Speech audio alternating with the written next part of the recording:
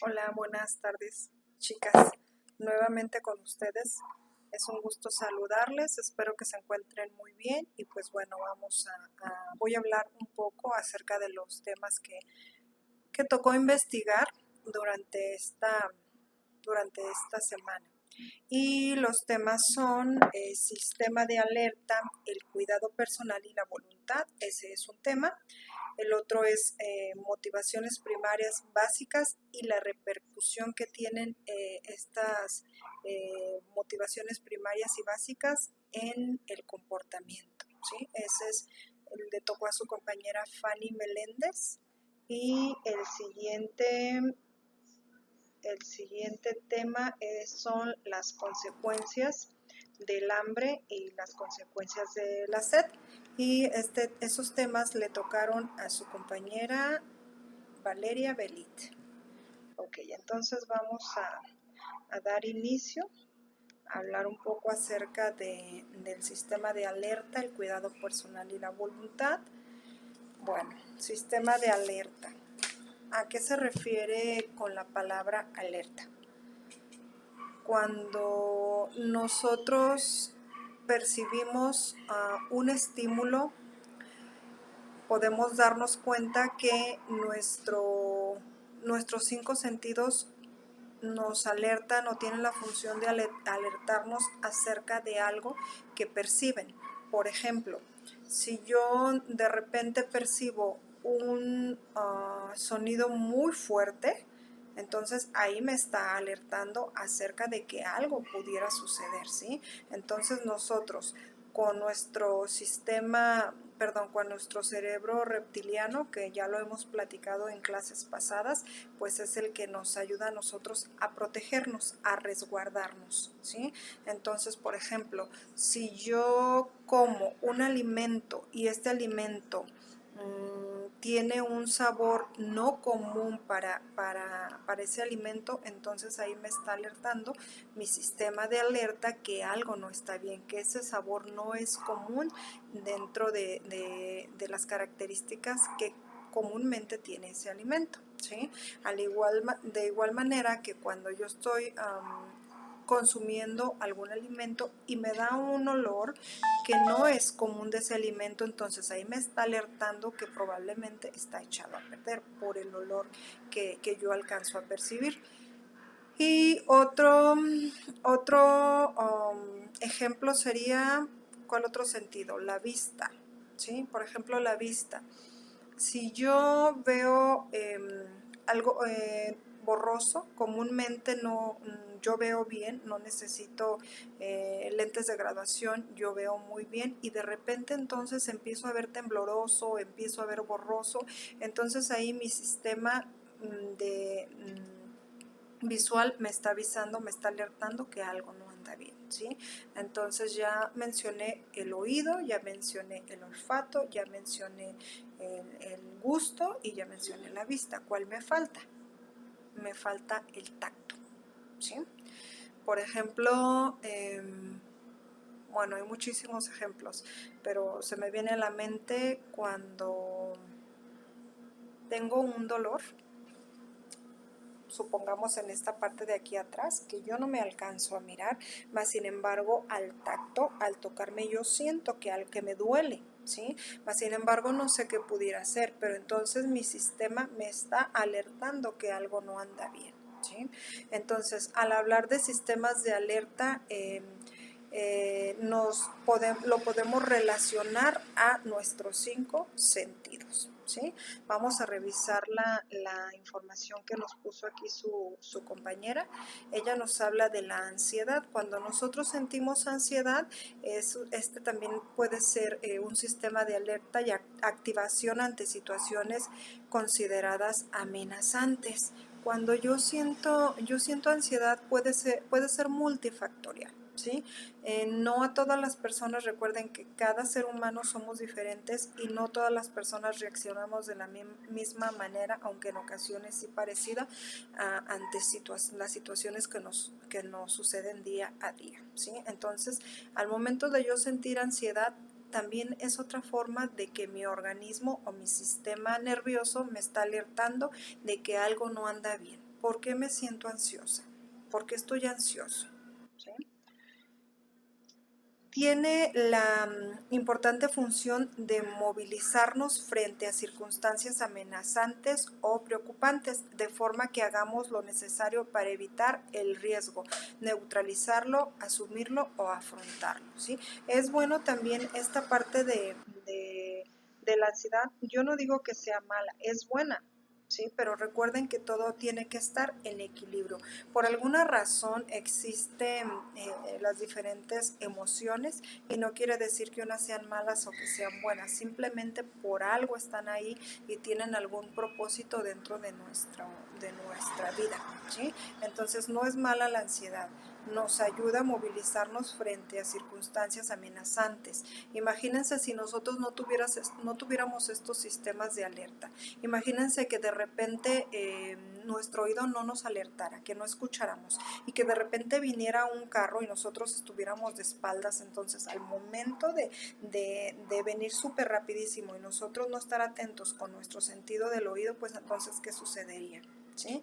Entonces no son malos, simplemente existen, hay que aprender a trabajarlos y hay que aprovechar que los tenemos, ¿sí? Sin exceder. Recuerden que todos los excesos son malos. Por ejemplo, nos ayuda a estudiar si estamos frente a un examen, a estar alertas ante una cita o entrevista de trabajo o a huir de un incendio, ¿sí? Entonces todo esto nos alerta para evitar daños mayores. Pasamos a, siguiendo con esta información de la ansiedad. Sin embargo, cuando sobrepasa, es a lo que me refiero, cuando se sobrepasa determinados límites, la ansiedad se convierte en un problema de salud, impide el bienestar e interfiere notablemente en las actividades sociales, laborales e intelectuales. Pues ya que pueden limitarla a la persona, puede limitar su libertad de movimientos y algunas actividades también personales. La ansiedad no es mala, nos ayuda, nos protege, nos previene, nos alerta, más sin embargo, si sobrepasa estos límites puede llegar a dañarnos emocionalmente y en todos los aspectos de nuestra vida, hasta que viene pues ya una enfermedad que va directamente a algún órgano de nuestro cuerpo, ¿sí? ¿Qué sientes cuando percibes que tienes ansiedad? ¿Sí? Hagan un pequeño análisis. ¿Cómo se sienten? ¿Qué es lo que sienten? ¿Cuáles son las características que ustedes perciben cuando se sienten ansiosas? ¿Sí? Muchas veces nos sentimos ansiosas, a veces no sabemos ni por qué. Simplemente lo sentimos y no somos capaces o no hacemos esto autoanálisis si realmente tiene razón de ser esa ansiedad.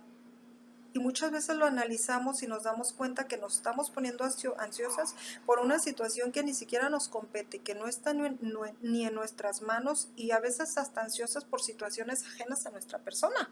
¿Sí? Muchas veces nos ponemos ansiosas por situaciones de otra persona o de otros... ¿sí? De otras personas o otro contexto que no nos corresponde a nosotros. Cuando hacemos este análisis y nos damos cuenta que nosotros no estamos implicadas en esto, podemos dejar de sentir esa ansiedad. Por eso es importante hacer este autoanálisis y tomar en cuenta, a ver, ¿lo puedo solucionar? No, no lo puedo solucionar. A ver, ¿está en mis manos? No, no está en mis manos. ¿Yo lo provoqué? No, no, yo no lo provoqué. Entonces, adiós, ¿sí? Entonces es importantísimo tomar en cuenta, hacer esta reflexión, este autoanálisis, ¿por qué me siento ansiosa? ¿De dónde viene esa ansiedad? ¿Sí? Este sería un ejercicio que yo les recomiendo mucho porque a mí me ha funcionado, ¿sí? Síntomas de una crisis de ansiedad. Aquí su compañera nos pone varias, nos pone una imagen, entonces ya les tocará a ustedes analizarlas una a una. Creo que este tema va a ser de mucha utilidad para todos nosotros, para todas ustedes, chicas. Nos habla también acerca de la voluntad. Creo que este tema ya habíamos revisado un poquito en otras clases, en otros temas anteriores. Pero bueno, la voluntad es la oportunidad de descubrir la determinación que concreta y se relaciona con la capacidad de evaluar y aclarar nuestras metas, y la acción como factor definitivo para la puesta en marcha de aquello que queremos. Fíjense bien, hacer un análisis, evaluar y aclarar hacia dónde queremos ir nosotros. Es bien importante que cuando nosotros tengamos en mente un objetivo, aclaremos nosotros hacia dónde queremos llegar, cómo lo vamos a lograr. Evaluemos la situación, porque esto nos va a ayudar a que nuestra voluntad se ponga en marcha. Una vez que nosotros clarifiquemos todo esto, es más fácil que esa voluntad salga de nosotros, ¿sí? Cuando la voluntad ha adquirido fuerza y vigor, nos ayuda en el empeño de conseguir nuestros deseos e ideales, constituyendo esta fuerza motriz, construyendo y fortaleciendo esta fuerza motriz que es tan necesaria en el logro de nuestros objetivos, ¿sí? Y recuerden que la voluntad va de la mano de la motivación. Obviamente al inicio, cuando nosotros empezamos con cualquier actividad o con cualquier rutina, nos hace falta disciplina. Nuestro cerebro no está acostumbrado a esas actividades que son nuevas para nosotros, entonces obviamente nos cuesta más trabajo, nos hace falta trabajar la voluntad, nos hace falta trabajar la motivación para poder lograr los objetivos que nos proponemos. Al principio es complicado, no imposible, es difícil, mas sin embargo, si nosotros trabajamos la voluntad, lo podemos lograr. Su compañera nos pone aquí un pequeño esquema, es como el proceso de la voluntad y que lleva implícito. Todo, dice, todo comienza por un deseo. Siempre que yo quiero proponerme una meta es porque entonces ya vino a mí un deseo, ¿sí? De ahí surge un propósito, de un deseo, a lo mejor de un sueño, de un deseo, de una idea, ¿sí? Todo comienza por un deseo, pero para poder realizar ese deseo no basta con anhelarlo, sino que ese deseo tiene que transformarse en algo que queremos, es decir, algo guiado por nuestra voluntad y por nuestra motivación, ¿sí? Ok, yo soñé que quería ser pedagoga. Un día soñé que quería ser pedagoga, ¿sí? Y yo anhelaba ser pedagoga. Pero, ¿cuánto tiempo estuve con ese anhelo? A partir de que tuve ese sueño, ¿cuánto tiempo estuve con ese anhelo? ¿Qué hice para poder ser pedagoga? ¿Cuántos años me llevó ser pedagoga? ¿Sí? A mí me llevó ser pedagoga desde el momento en que yo inicié con ese anhelo, que tuve ese sueño. A mí me duró para ver mi sueño hecho realidad alrededor de 7 años. Alrededor de 7 años para yo poderme afianzar y sentir esa seguridad. 7 años, chicas. Y no solamente es que llegué a la cima de mi sueño, sino que lo sigo trabajando día a día, día a día, mejorando, haciendo ajustes, ¿sí? Modificando, ¿por qué no? Entonces tengo un sueño, tengo un anhelo, trabajo la motivación, trabajo la voluntad, lo echo a andar y estoy haciendo ajustes en el camino, ¿sí? Y una vez que logro mi objetivo, ¿qué creen? Lo sigo trabajando para seguir perfeccionando, ¿sí? Ok. La voluntad vale de un aprendizaje gradual. Esto se da poco a poco, poco a poco. Es gradual, ¿sí? Entonces la voluntad se vale de un aprendizaje gradual y progresivo a través de la repetición de acciones en las que a veces nos encontramos vencidos y luchamos y caemos, pero donde, ¿qué creen? Que tenemos la fuerza suficiente, esta fuerza de voluntad para volver a levantarme y volver a encarrilarme y volver al camino, ¿sí? Porque realmente quiero lograr ese sueño. Es como si fuéramos adquiriendo hábitos, ¿sí? Requiriendo mucho esfuerzo probablemente en los primeros momentos, pero conforme lo vamos, nos vamos disciplinando, vamos organizando, vamos siendo responsables, poco a poco se nos va haciendo más fácil y vamos fluyendo. Una parte importantísima y que es uno de los temas que le tocó a su compañera es el cuidado personal. El autocuidado personal y emocional se define como el conjunto de acciones que emprende una persona en beneficio de su salud y bienestar. En realidad se trata de una cualidad innata del ser humano, cuyo objetivo principal es garantizar su supervivencia y con ello la de toda su familia y su grupo social. ¿Cómo influye el cuidado personal que yo tenga? ¿En qué me beneficia como ser humano? ¿En qué beneficia a las personas que están a mi alrededor? Entonces, ese es otro tema que van a revisar. Y nos habla aquí, pasamos al segundo tema, que son las motivaciones primarias básicas. Los seres humanos tenemos siempre que tener ciertas motivaciones para poder fluir. Recuerdo que la primera clase de la materia yo les decía que nosotros siempre nos movemos por algún motivo, ¿sí?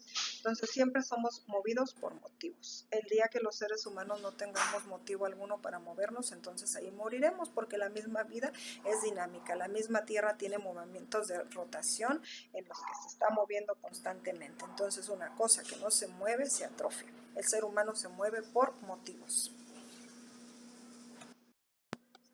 Su compañera aquí nos pone la pirámide de las necesidades básicas de este teórico tan conocido que es Abraham Maslow.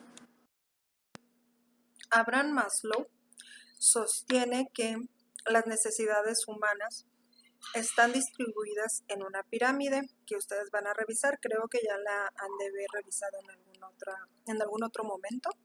Pero bueno, él sostiene que estas necesidades humanas están distribuidas en una pirámide dependiendo de su impacto e importancia en el comportamiento humano. En la base de la pirámide están situadas las necesidades denominadas primarias por ser más elementales y recurrentes, mientras que en la cima de la pirámide están las necesidades denominadas secundarias, siendo las más sofisticadas y más abstractas.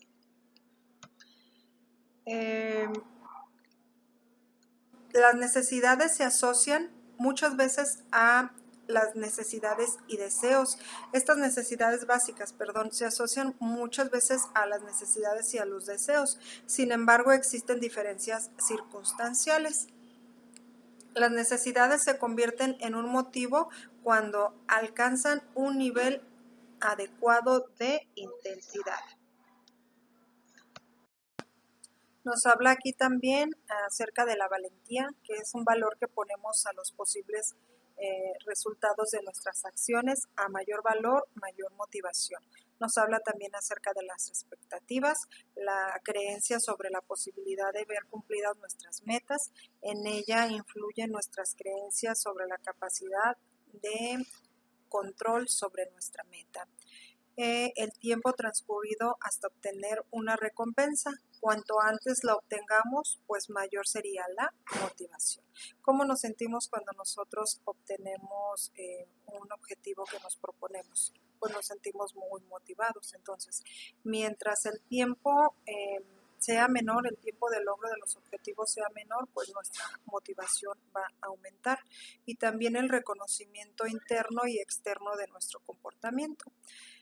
El reconocimiento interno, que es nuestra motivación intrínseca, es el más potente, ya lo habíamos hablado en las primeras clases. Cuando este falta o para acompañarlo no nos viene nada mal una pequeña dosis de motivación extrínseca. Muchas veces nosotros necesitamos o nos valemos de una motivación extrínseca ajena a nosotros para poder encontrar esta motivación intrínseca.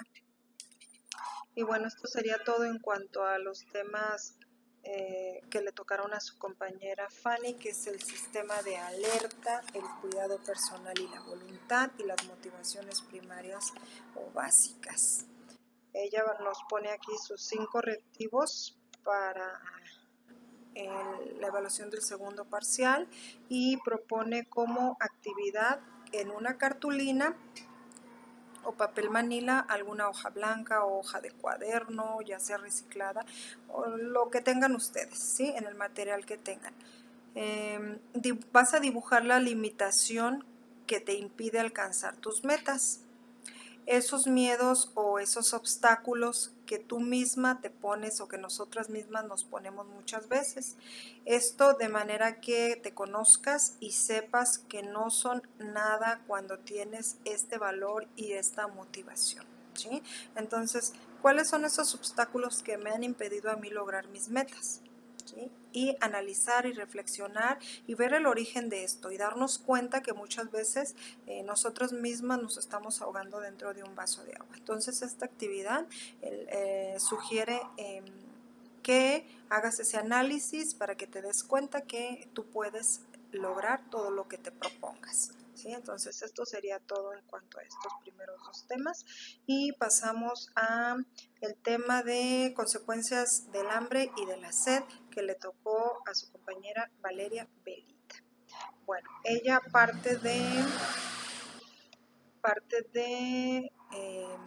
con una pequeña introducción que nos habla acerca de la hambruna.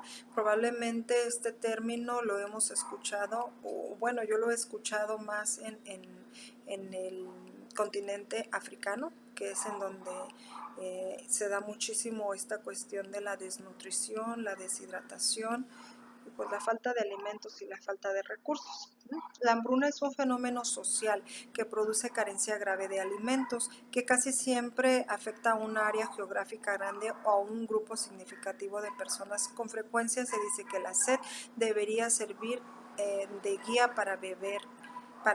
Es como el sistema de alerta, ¿no? Si yo tengo sed, entonces mi sistema de alerta me está queriendo decir que necesito hidratarme, que necesito beber algún líquido.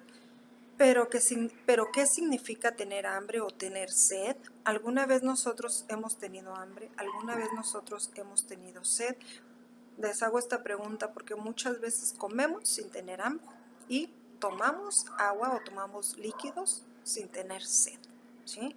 Entonces a eso se refiere su compañera con esta pregunta.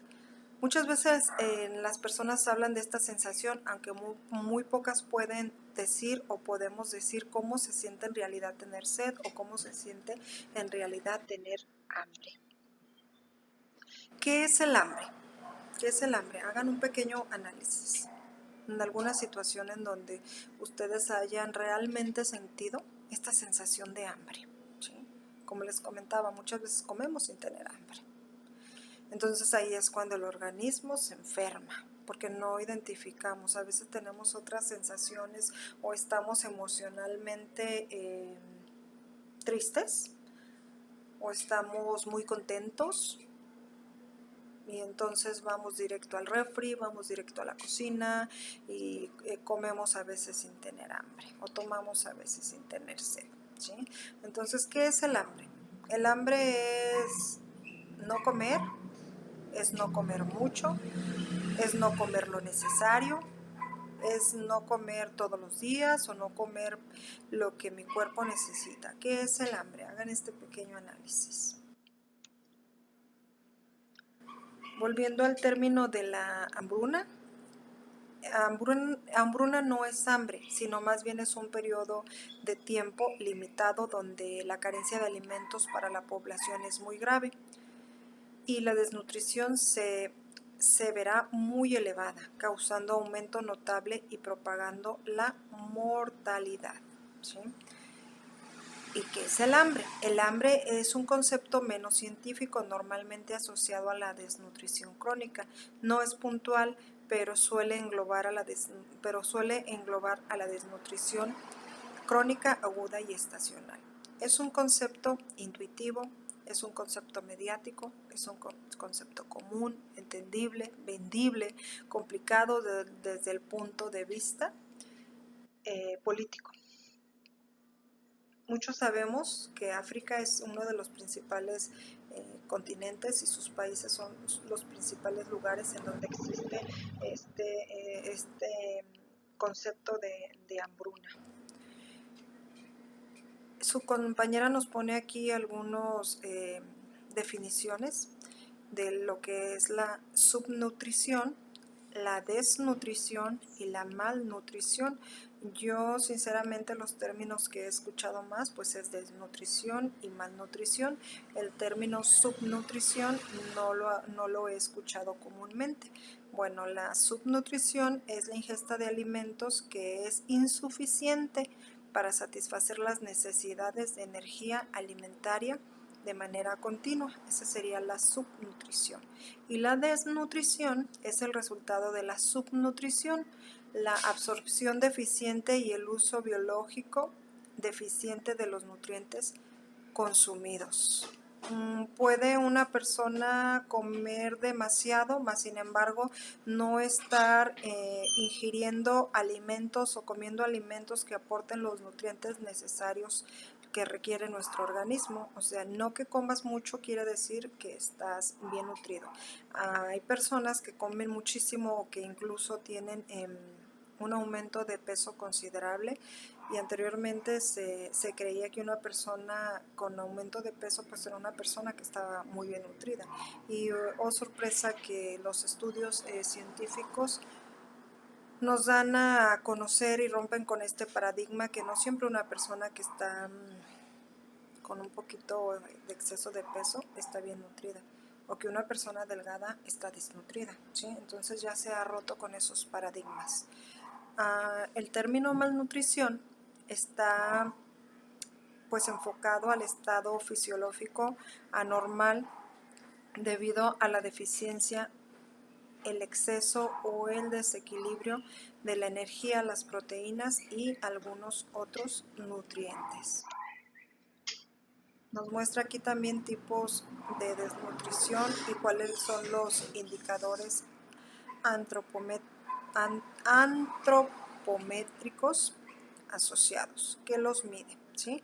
¿Cómo podemos decir que una desnutrición es aguda, es crónica o es global? Entonces aquí nos muestra estos tres tipos de desnutrición y cuáles son los indicadores. Una desnutrición aguda es la deficiencia de peso para la altura, delgadez extrema, y una desnutrición crónica es el retardo de altura para la edad. Nos habla también aquí de una desnutrición global, que es la deficiencia de peso para la edad y la insuficiencia ponderal. Ahora pasamos con la sed.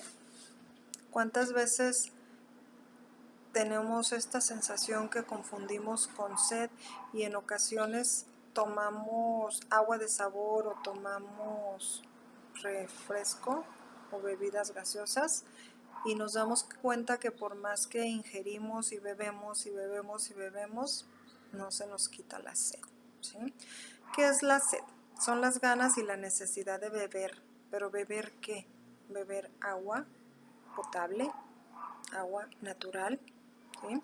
O sea, son las ganas y la necesidad de beber que experimenta un individuo o un animal. También los animales tienen hambre y también los animales tienen sed, provocada por un instinto básico que exige incorporar líquidos a nuestro cuerpo. ¿A qué nos referimos cuando mencionamos la sed? Llamamos sed a lo que es mejor conocida como deshidratación. Cuando nuestro cuerpo está carente de líquidos, entonces es cuando tenemos esta sensación de querer tomar agua. Como les mencionaba hace un momento, no basta beber líquidos, sino que tiene que ser agua, porque nosotros mismos hemos experimentado que la sed desaparece cuando tomamos agua natural. Cuando hace mucho calor en el exterior y has estado sudando, te da esta sensación de sed. ¿Por qué? Porque la sed puede ser un signo de deshidratación. Estar deshidratado significa que tu cuerpo no tiene suficiente cantidad de agua para seguir funcionando de una manera adecuada.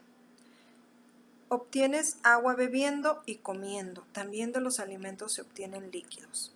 Y la pierdes al sudar, al orinar, al tener diarrea o también al vomitar. Y hasta pierdes un poco de agua al respirar. ¿Cuántas veces no nos hemos dado cuenta A veces cuando estamos dentro del auto y de repente se ven como gotitas pues de líquido dentro de los vidrios de nuestro vehículo, pues eso es lo que manifiesta que se está dando este proceso de la respiración, y también ahí perdemos, aunque no gran cantidad de líquido, pero también ahí se pierde líquido. Aquí nos habla también acerca de qué es la deshidratación. Ya les tocará revisarlo ustedes más a fondo. ¿Cuáles son las consecuencias de la deshidratación? La deshidratación altera la forma y el rendimiento del cerebro y propone aquí una actividad. En esta actividad les pone 2 videos. Bueno, dice aquí, mira los siguientes videos, pero solamente hay un vínculo de YouTube para que ustedes vean este video. Igual ahorita lo checo e investigo cuál es el otro video. ¿Sí? Mira los siguientes videos y en un documento de Word haz una reflexión de cómo la educación se ve afectada en este tema y qué tan grave es.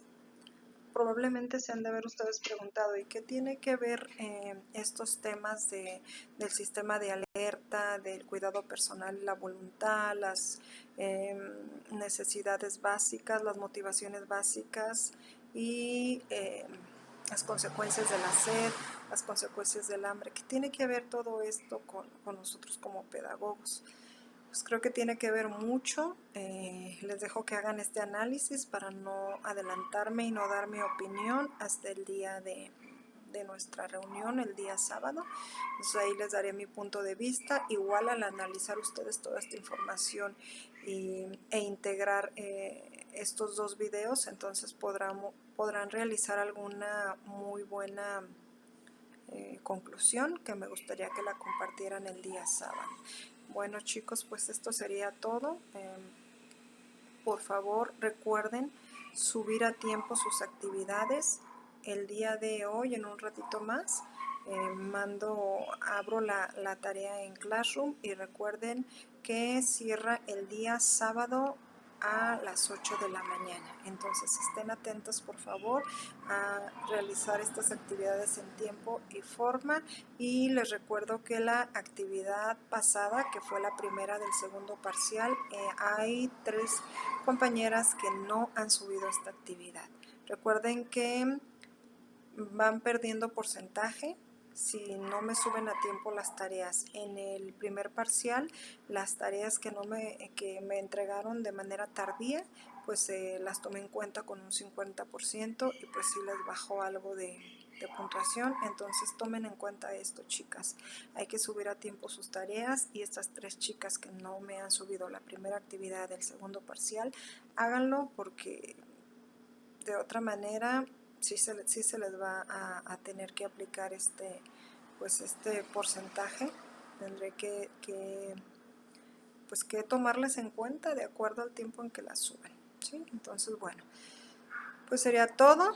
Agradezco su tiempo, agradezco su empeño, y las veo el día sábado. Bonita tarde.